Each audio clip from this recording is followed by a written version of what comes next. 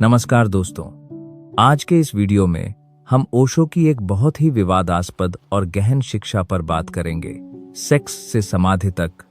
यानी कैसे ओशो के अनुसार योनि ऊर्जा को समझकर हम आध्यात्मिक उन्नति की ओर बढ़ सकते हैं।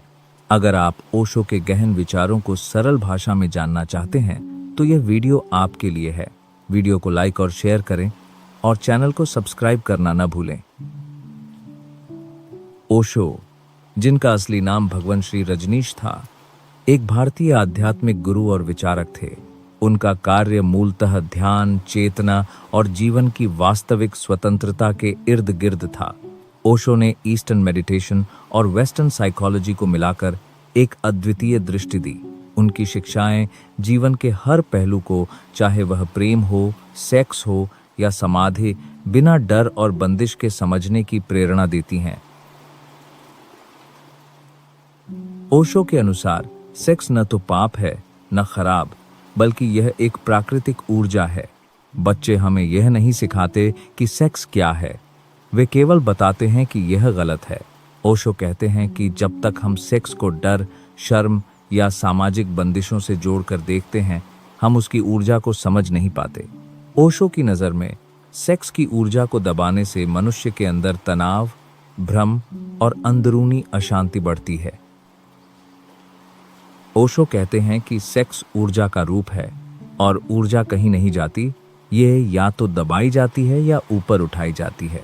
जब हम केवल यौन सुख के लिए इसे उपयोग करते हैं तो यह ऊर्जा शांत हो जाती है, लेकिन यदि हम इसे सावधानी, आत्मिक जागरूकता और ध्यान के साथ देखते हैं तो यह ऊर्जा हमारे अंदर ऊंचाई समाधि की ओर उठ सकती है। समाधि वह अवस्था है जहां मन शांत, चेतना विस्तृत और सत्य का अनुभव होता है। ओशो सिर्फ सेक्स के बारे में नहीं बोलते थे, वे एक समग्र जीवन दर्शन देते हैं।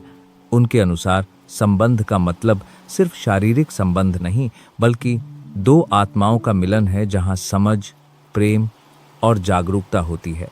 ध्यान, मेडिटेशन से व्यक्ति अपने अंदर गहराई से जुड़ता है और जब यह गहरा जुड़ाव संबंधों में आता है तो यौन ऊर्जा भी उच्च चेतना में बदल सकती है।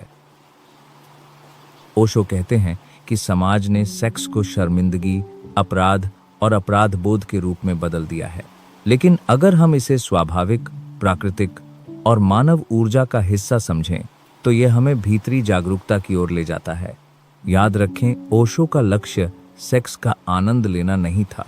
उनका लक्ष्य था ऊर्जा का रूपांतरण, जिससे व्यक्ति अपनी चेतना को विस्तारित कर सके।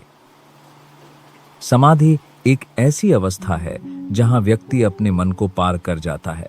यह कोई धर्म नहीं, कोई रिवाज नहीं, बल्कि सुअनुभवित सच है। ओशो कहते हैं कि जीवन की हर ऊर्जा, चाहे वह प्रेम हो, संगीत हो या सेक्स, अगर वह पूरी तरह से उपस्थित, सजग और जागरूक हो तो वह समाधि की ओर ले जा सकती है। लोग अक्सर सोचते हैं कि समाधि कोई अजीब, रहस्यमयी स्थिति है, लेकिन ओशो कहते हैं कि यह जीवन का सबसे प्राकृतिक अनुभव है जब हम स्वयं के साथ सच्चे हो जाते हैं।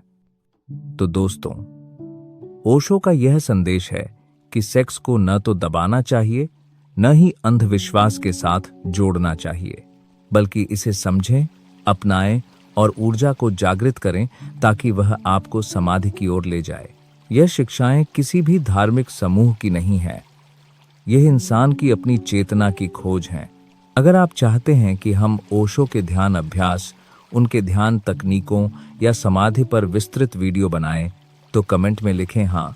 वीडियो पसंद आए तो लाइक करें, बेल दबाएं और अपने दोस्तों के साथ शेयर करें। हम आगे भी ऐसे ही गहरे और समझदारी भरे विषय लाते रहेंगे। धन्यवाद।